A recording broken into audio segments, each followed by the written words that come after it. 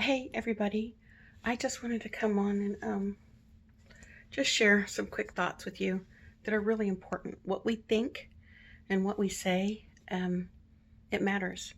The Bible tells us that life and death are in our tongues, and we will eat the fruit thereof. We are either eating life or we're eating poison. I just watched a game with someone, and they were just completely negative about their team, kept saying bad things and kept saying they were going to lose and kept saying they were going to lose, and they did. Our words build our world, and the enemy knows that. He knows that there is power in words. In the beginning was the Word was with God, and the Word became flesh and dwelt among us. How did God create the world? He spoke. And then he gave us the written word and with the scriptures. And then he gave us Jesus, which is the living word. Life is shaped by what we say. If you're thinking a negative thought, I challenge you, don't give it a voice.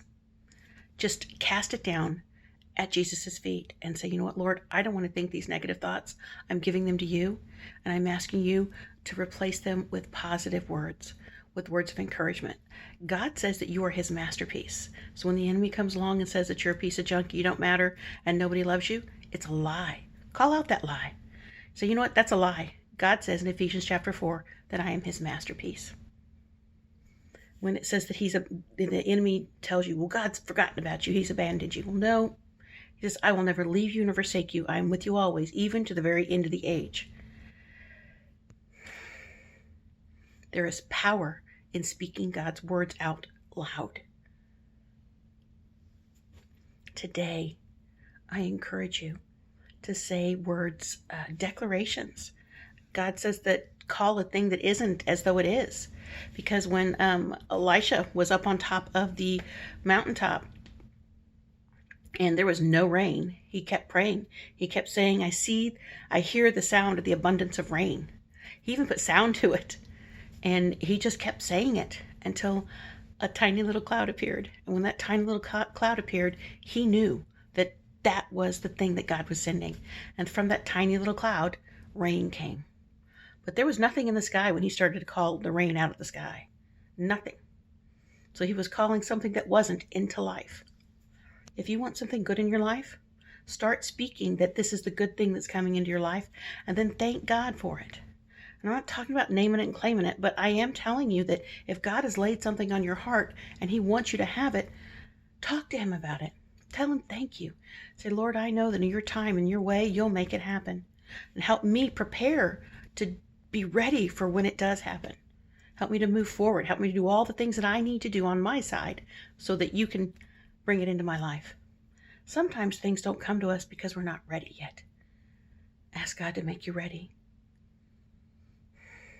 I really want you to understand the importance of your words in your life. Don't say bad things about yourself. Don't say bad things about your life. Don't defeat yourself before the war is even over, because God is fighting for you, and it says that he fights for us and he puts the victory in our hands. And I don't care what it looks like. Don't you speak words of negativity over your life. Don't speak words of defeat. So you know what, Lord? I don't know what's happening around me. I don't understand what I'm looking at. But what I do know is that you have promised me victory. Your word says that you give me victory. And that somehow, some way, you're turning all of this for my favor. Because what the enemy meant for evil, Lord, you mean for good. God is faithful. But we have to do our part, and we have to say the positive words. It's important. If you want a better life, start speaking yourself a better life. Don't let those negative words come out of your lips. God says in Ephesians 4, again, let everything you say be good and kind, so that when others hear them, your words will be an encouragement.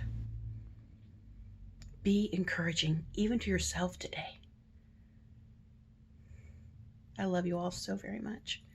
Remember to be kind. Linde-Hope because you don't know what private battle someone's facing. Share the love of Christ where you can. And tonight when you lay down, I pray that you sleep sweet. I pray that there is a deep sleep that comes upon you and that you rest safe in God's very, very safe arms. I love you. I will talk to you later. Enjoy your families tonight, and God bless.